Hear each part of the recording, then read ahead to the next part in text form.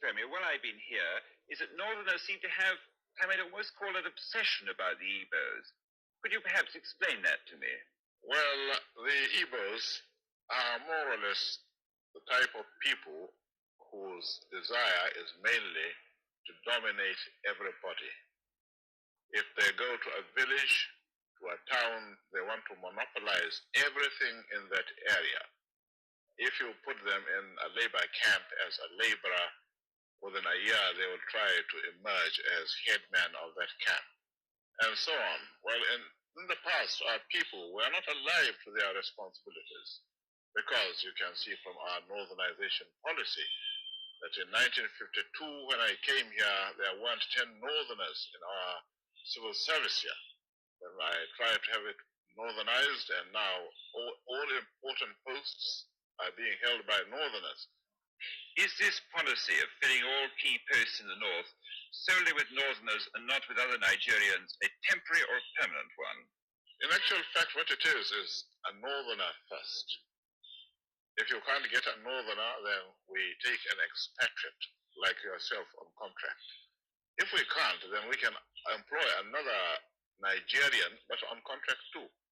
This is going to be permanent, I should say, as far as I can foresee, because it will be rather dangerous to see the number of boys who are now turning from all our learning institutions, coming out with having no work to do. I'm sure whichever government of the day might be, it will feel rather embarrassed, and it might even lead to bloodshed. Doesn't this damage the idea, sir, of all people in all regions in Nigeria being fellow citizens of one country? Well, it might, but you are, new to our region, but how many northerners are employed in the east or in the west? The answer is no. And if there may be 10 laborers employed only in the two regions. Okay, good morning, good afternoon, good evening, good night to some of you. It depends where you are getting our videos from. From me, from here, it's still good morning. Brothers and sisters, today I want to welcome you all, men and women. I want to welcome you all, lovers of freedom. I want to welcome you all, good people all over the world, people that believe in justice and equity and fairness. I say welcome you to this very platform, to USB Gospel. This is where we speak the gospel of truth the way it comes. We don't add, we doesn't take out. Please, as you are getting our video, do us a favor. Grant us this favor, because of the more we speak here on this channel, on this platform, you are helping us. How do you help us? Just help us subscribe to this channel, like the video, and share it to every other platform. As you are doing that, you are helping the platform so that our voice will continue to go more further. Because of here, I want our people to know what we are doing here. I volunteer the time. We must to speak against this injustice that is against they are meted on our people. We have to be speaking it up, because of if it's not that we didn't relent, we continue to be hitting and hitting and hitting. That is why our leader said that consistency in this life is the key. Please do us that favor, subscribe to this channel, and drop your comment. As you are doing that, I say may God bless you. I say may Onyenwanye gozie gị n'ife ọbụla ị na-eme. He say, let's drive so quick. Today we are going to talk about the expose by IBB that IBB was talking about. You know how they have meted hatred upon we Igbos. That is why I started with that video. I started with what Tafara Balewa was saying. These people hate us for no reason. That was what our leader Mazen Nnamdi Kanu we have been saying for all these years. And the so-called your political elite knows all this, because of they are giving them crops, then keep quiet. Now, that is why you see our leader is telling you that which kind of a country that you will see, where you will see the victim, a victim now, you turn the victim to be the aggressor. That is only where this kind of rubbish happen is in Nigeria. And this hatred they have meted upon Igbo, they have meted this hatred for years. So this hatred they have made of how this country so-called Nigeria and they are complicit international community that is the accomplice of this evil method on us. Why? Because of we are the children of God. We are be chosen by the God. That is why our leader always pray. He said that Chukwu okike abịa ma na onwe hụkwa ife anyị mere ha. Na aka anyị dịkwa ọcha, na aka anyị dịkwa n'elu, na onwe hụkwa ife anyị mere. Then just hate us for nothing. Did you see what this man was saying here? He said that a northern force, because of this happy hatred, them penetrated right from the origin. That is why you can see an Igbo man will say, I'm not an Igbo, because of that hatred they have admitted. Now, IBB has spoken up because of you know, so all these things are things when things happens like this. You see that them purposely kill millions of Biafrans into that so-called Biafran war. Then just terminate us for no reason. Let's listen to our leader from here. Because of this is an atrocity. This is a I can't find. One thing I've noticed, Premier, when I've been here. This is against humanity. What this Nigerian government with the British and the other countries that collude with them to make sure that this race of Igbo race, they want to terminate our race. But God so great. God said that no, because of you people as an Igbo, no matter if for Johnny but God is still on our side. Let me show you some. Let's hear from our leader here.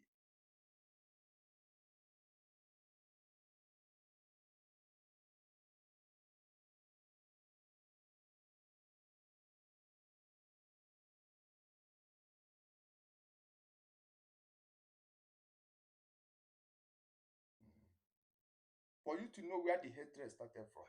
And decided that, saying they will bring Awolowo to become the head of state. They knew what was going to happen. They wanted to truncate the economic miracle of Dr. Michael. But what I'm telling you, go and investigate for yourself. In the East, you had the fastest growing economy in the whole world, over 40% every year. In the West, Awolowo was performing his own miracle as well. Even in the North, Ahmadu Bello and Tafawa Balewa were doing very well. You had all those massive industries in the North. You even had Alamajiris that were employed in the North, meaningfully employed, gainfully employed. They were all doing very well. Britain said, no, for us to control these people, we need to impoverish them. Let us introduce this war. There was a coup by Nzolu. And after that, there was the massacre of, as usual, massacre of our people in the North. Ojukwu said, I have to secure my land and my people. They said, no, let's go to Aburi to discuss it. Ojukwu went to Aburi and agreed restructuring. Sorry, our leader, 1 minute. I will make a video. You know why I stopped this video? Because of this Aburi of a thing. I will tell you that thing they were telling us that Ojukwu went to Aburi, they make, an agreement. Somebody called Ugowan to not allow that agreement to happen. I will give you a exposition video. The same thing have applied to Ukraine people. I will tell you how the thing was the same thing. I will tell you that one will be in the next video. Let's keep listening to our leader. Same thing now you're asking for. To tell you how foolish Nigerians are. They're very foolish. That same nonsense you're asking for now was discussed many years ago. Ojukwu sat down in Aburi with Gowon and decided that regionalism was the best way forward, restructuring, going back to who you were, 1963 Constitution, 1963 Constitution. Be on your own and pay tax to the central government, as they have in America, as they have even in Britain. Britain, you have Scotland that is almost independent, Wales, the same thing, everybody is free, but Britain doesn't want the something they're enjoying to happen in Nigeria. Why? Ask yourself that question. Anybody telling you about one Nigeria is your enemy. I prove it to you now. Ojukwu negotiated devolution, regionalism. The North will be on their own, the West on their own, even Midwest on their own, and then the East on their own. It's the same one Nigeria. On their way to the airport, before they boarded the aircraft, a call came from Lagos, from the British High Commissioner in Lagos to Gowon, telling Gowon not to agree, after having signed the agreement. The same thing Oh God, you are great. I will make a very good exposition so that you people will see the same thing. This somebody who called, which is from the same thing applied to Ukraine, that you are seeing that lives and property have been destroyed. I will make exposition for that. That same go on you're looking at today, God kept me alive so that he can witness the destruction he will bring upon that very zoo called Nigeria. Go on said no. Do you know all the journalists in Nigeria, none of them have ever gone to go on to ask him, why did he say no to Aburi? Aburi was restructuring. None of those agitating for restructuring right now has ever gone to go on or gone to Nigeria to say that Ojukwu negotiated restructuring. What happened? They came back and they said no. Ojukwu said, okay, so you want to continue to kill my people all over the place? No. Because of that, I'll declare Biafra. Today, they have brainwashed all of you with the perverse notion and thinking that somehow Ojukwu is responsible. You see that? For causing you a hear war, that? when opposite is the case. Where the opposite Now, is the case. You after hear many that? years of hammering on this very topic, You a prophet, it has now sunk into the skull of the people. That go on was the aggressor. That's how Nigeria is. Always blaming the victim. And we lost over 5 million people during that very genocidal war. They killed over 5 million Biafrans. They wanted to wipe us away from the face of this very earth. But we survived it. And we are here today. Those they gave birth to, they have come. And this time with a wrath that you cannot even begin to imagine. And Biafra must come. If you don't know, it must come. From now. There are two things plaguing them in the zoo. We have come. Lies and deceit. Okay. If not for the coming of IBB, of Radio Biafra, all of you would have lived and died in the ignorance that Ojukwu caused a war. Okay. Wow. Tell them. That's what they were writing. Britain helped them to write it. Ojukwu was a rebel. Okay. A secessionist. Okay. Because we had no media. That is why they're paying Facebook billions upon billions of US dollars to stop this truth from coming out. Did Ojukwu cause any war? Go on is alive, go and ask him. Did Ojukwu cause any war? Ojukwu went and negotiated restructuring with you. In Aburi. You came back, Britain told you not to agree because Britain realized that all the component units of Britain knows that if you go back to regionalism, you will have economic growth. The country will do very well. But Britain doesn't want it. That was why they even instigated the Nzogu, so-called Nzogu, saying they will bring Awolowo to become the head of state. They knew what was going to happen. They wanted to truncate the economic miracle of Dr. Michael. But what I'm telling you are fast, go and investigate for yourself. In the East, sorry, our leader. This is why many years this has been lies that the so-called Nigerian government has been preaching. They have been seeking it to the ears of the fools and their religious leaders and the so-called intellectuals. That is why our leaders say that all these men and women, when you come, you say that you are intellectual, you are this. He called them intellectual because of these are the people that cannot stand up, they cannot speak the truth.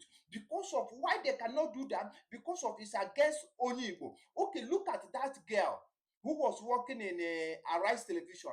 That anytime that our leader come to make any broadcast, she will be answering her. This Abiola daughter that's always in Arise Television trying to speak English more than the people that owns the language. Now that IBB exposed all these things, what will that girl, this Abiola daughter that works in Arise Television, what will he say? Because of he always call our leader, hey, drug warlord, this and that, rubbish names. Now all of them have seen that the truth that our leader was hitting on, you people are calling him different kind of name. Nothing that these people haven't called him. This gutter media from Yoruba media, then make sure that they suppress us. Because of them has been sold. They have sold themselves to the devil. They have sold themselves to the bloodsuckers. They are Yoruba Fulanis are using them as a willing tools. So they use them to suppress us. We didn't do these people anything. That is why anytime our leader pray, he said, God, we didn't do them nothing, that our hands are clean. Because of in a country where you will see a victim now, you turn it to be the aggressor. That is what you get in that vehicle. And they have sink this lie for the youth, for many people. This is why many people hated Igbo in that place. Saying that, so-called Igbo coup. What? Nothing. Nothing. Okay, listen here. Listen here. Let me tell you the people that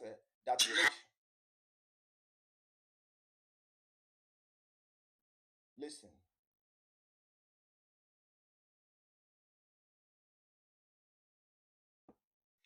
Any day we learn to stop blaming the victims, this world will be a better place. Okay. I'm directing these very statements to the U.S. Ambassador, to the UK High Commissioner, to the EU presence in the zoo and the UN as well. I know all of you will do nothing. We are not Muslims, so you're not going to help us. That's obvious. We know that for sure.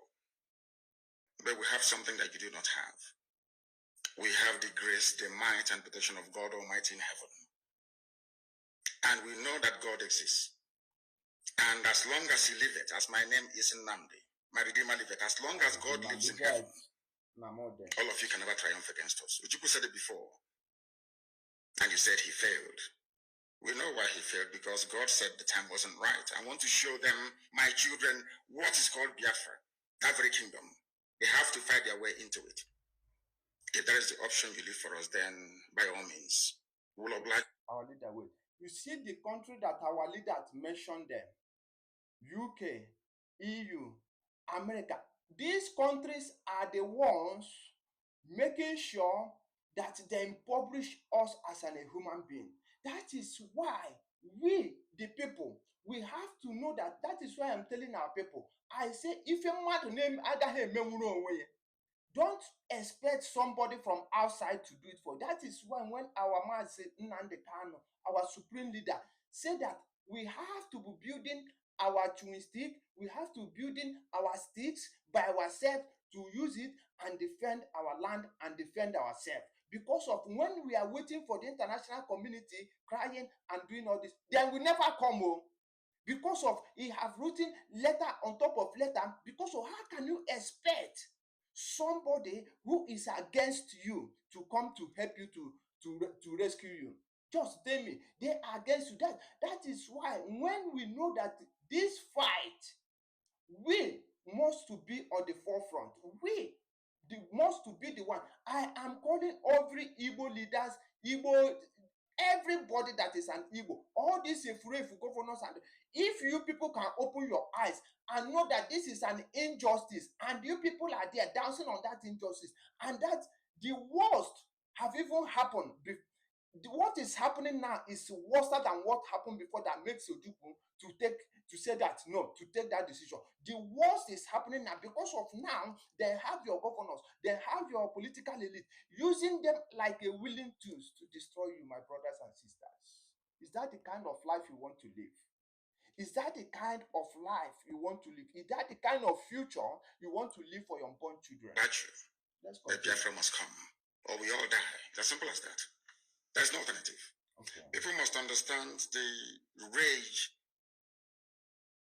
that is boiling within us. You must understand how angry we are. Yes. We may look normal to you, but we are very, very angry, believe me. Yes.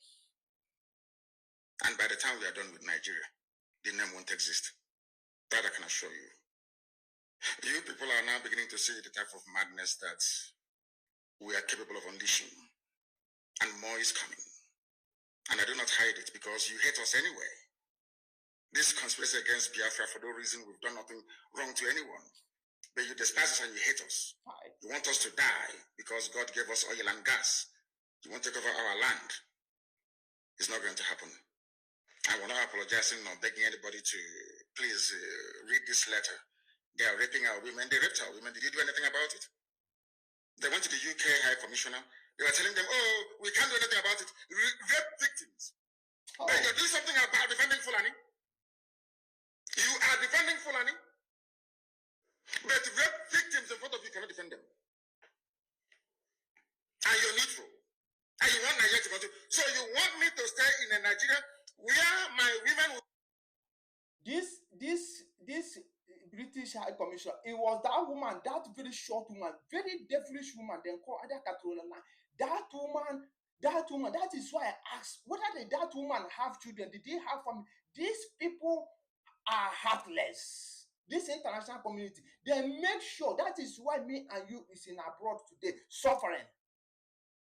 They make sure they publish us and our people. That is why when I see our people gossiping on social media, instead of let us join hands together and fight this evil. This is an evil. This is injustice, brothers and sisters. If you don't know that, this is injustice. That is why you see in abroad, even white people neglect you. You say that they are resisting you because of you haven't stood up and take what belongs to you. Because of they still believe they are still in charge in where you come from.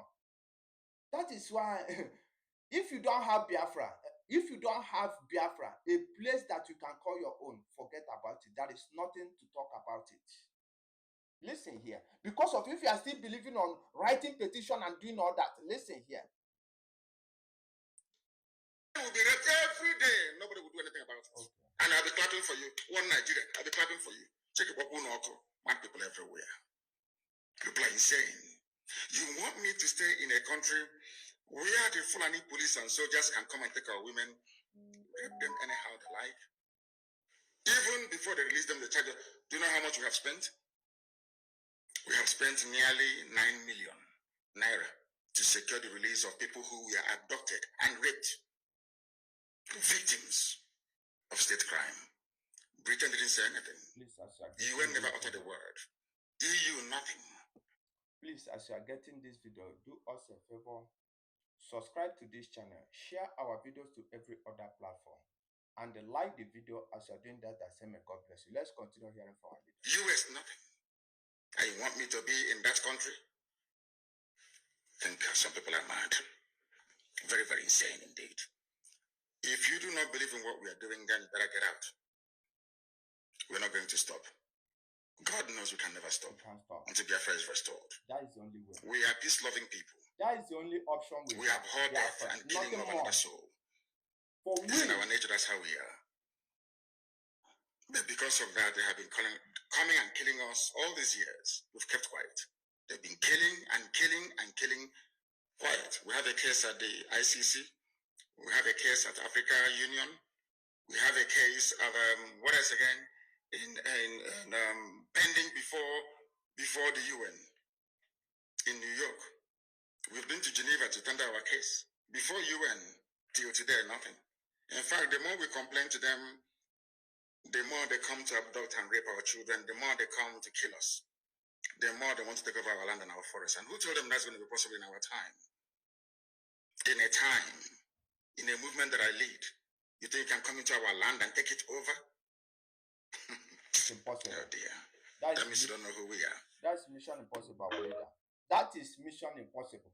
That is why I am calling all good people in Igbo land, all good people in Biafra land who believe in justice and equity and fairness. This is the time that we have to rise together. We have to fight together. We have to come together in one umbrella and fight these demons out. We have to do that because of every Tom and Jerry have known, Dick and Tom have known now that the aggressors now, they are now turning themselves to be the victim. But with what we have been preaching, with what our leader have been saying, have you people, both people who call themselves one Nigeria, have you people see what we have been talking about? Have you people see why we say that without Biafra, you as an Igbo man, you as an Biafran, you don't have no hope. Because of nobody will regard you on this planet Earth. You can't be welcomed the way they are welcoming Japanese Chinese or America or Brit. No, if you want to eat on the same table with them, you have to liberate ourselves and get our own nation and build our nation, and the way that humanity, when they come there, then we say, oh, them, they didn't know that God is really with us. So that all humanity will come there and bow down to the God Almighty. Onye nke a, Chukwu okike abịama, nke anyị na-akpụ isi ala na-enye. Ọ bụ ya bụ ife m na-arịọ. All men and women, let's defend our land with honest and the truth. Forget all this sabotaging and all these things. Let's now concentrate and move forward. From me, from here is good morning. Thank you, brothers and sisters. Please do us a favor, subscribe to this very channel, share our video into other platforms, and like the video. As you are doing that, I say may God bless you. Chukwu okike abịama gọzie gị.